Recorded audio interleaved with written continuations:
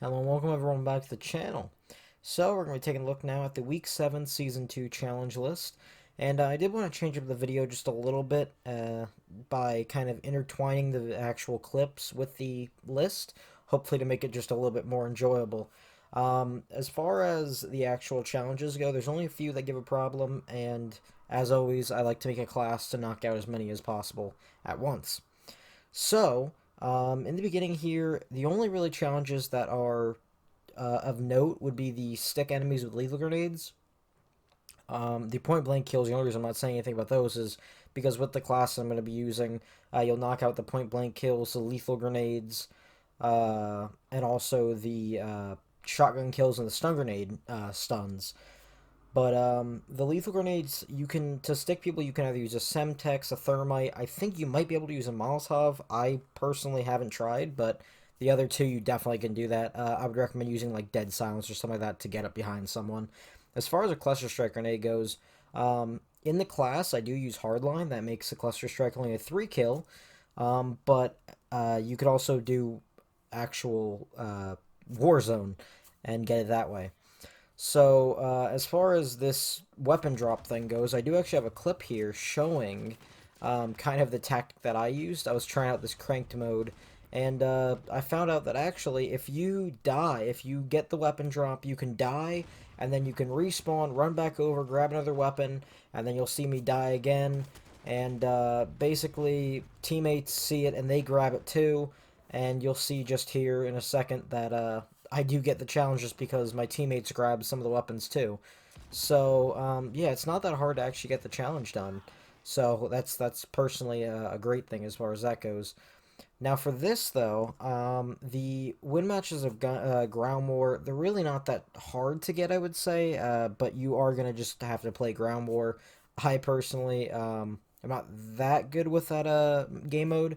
I did like it a little bit more at launch, but and the same thing with the Golem, you can use him on all of this stuff just to kind of make sure you get it. Now I do want to show the class here for the shotgun kills and the stun grenades and the lethals, like I said earlier. Starting off with the weapon drop, which you can always change out for the actual any type of other field upgrade that you'd like. But I also do use the cluster strike, as you'll see here. And the class that I want to show you guys is actually this class here with the Final Reprieve.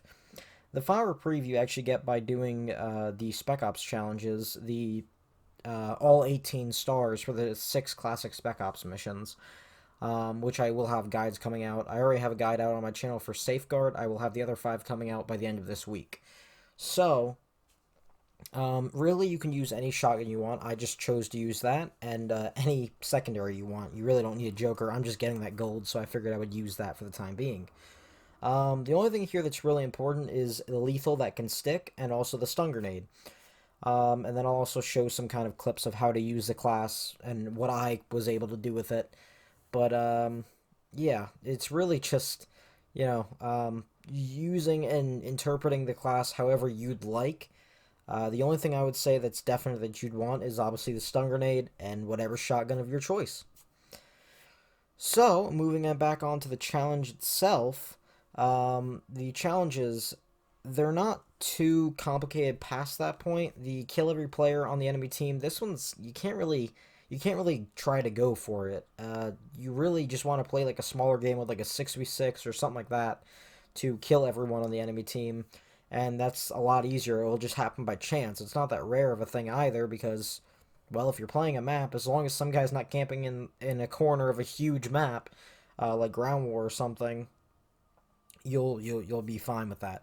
As far as the field upgrades go, I actually recommend using any fast recharging type of thing, which you'll see here in this clip I'm using. Fast recharging field upgrades are something like deployable cover, dead silence, and tack inserts, that kind of stuff. So in this class clip, I should say here, I do end up using the class, of course, that I was showing. And I just kind of wanted to show that really you want to aim for small to medium range for this class because it's not like a sniper rifle, it's not a marksman.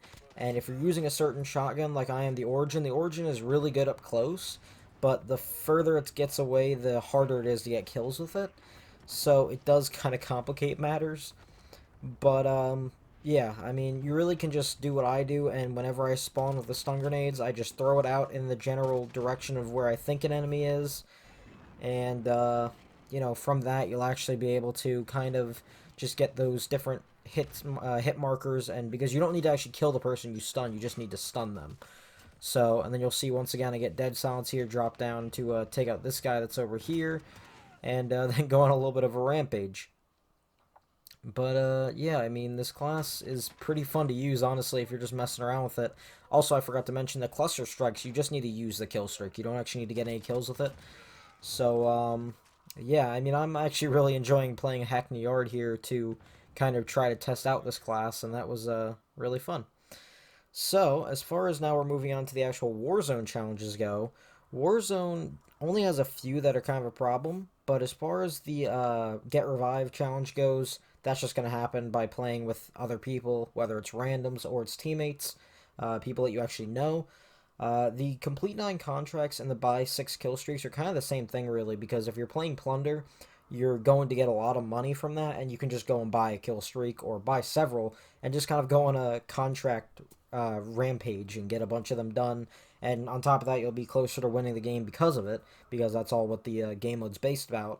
Really, you can go and complete those kind of challenges without even getting anything, getting any kills or anything because of that. I did want to show that I kind of found it funny because while I was completing some of the contracts, I managed to get one inside this bunker over here. So I won't show you, I won't show me sitting here and wasting time by actually just kind of sitting inside her. But I did find it funny how how they managed to give me a little recon area inside of a bunker. So here is the clip about the kills with the vehicles. I find the best way to get these kind of vehicle kills slash assists is just by running into running into another player with a truck. You'll see here, get a few kills here, and then in the next clip uh, I'll actually show kind of getting kill streaks here from my little rampage of going on contract hunting. Just kind of grabbing these. You really can just grab a UAV, throw it up in the air, grab a shield turret, throw it down, grab another one. They're pretty easy to get as far as that thing goes. Now, the other thing, though, is actually how these different epic weapons and the legendary weapons go, which I'll show here at the bottom. Really, just if you want, you can hunt down doing all the kills for one and then doing all the kills for the other. Really, they're quite easy to get once you find that weapon. Just run around, put a UAV in the air, maybe use a heart rate sensor, one of the two. Uh, and yeah, that's pretty easy as far as that goes. The open caches, 30 caches, be specific. They are pretty easy to get, but I would say, just so you're aware, the ones that you get from actually doing the contract to hunt down 3 of the really rare crates, they do not count because they're put into the game through the challenge. So, they don't count for that challenge, at least for the 30, uh, for the non-contract, I should say. They don't count. But you will see here, I want to show, for the gas challenge, at least, for the gas 5 seconds challenge, uh, really, you can do one of those challenges I was just talking about, saying you don't get for the caches or whatever.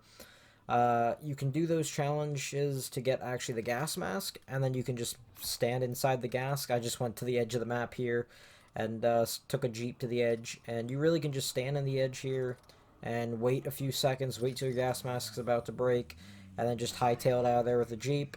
And I do stop here because I wasn't sure if I reached 5 seconds yet or not, but I was like, I should have. And then you'll see it pops here for me, of course. So, uh, yeah, it's not too hard of a challenge, just a little bit of setting up if you'd like to. So, as far as now the last challenge goes, like I said, the legendary weapons and epic weapons are really just find those weapons and use them. So they're not too hard to get as far as they go.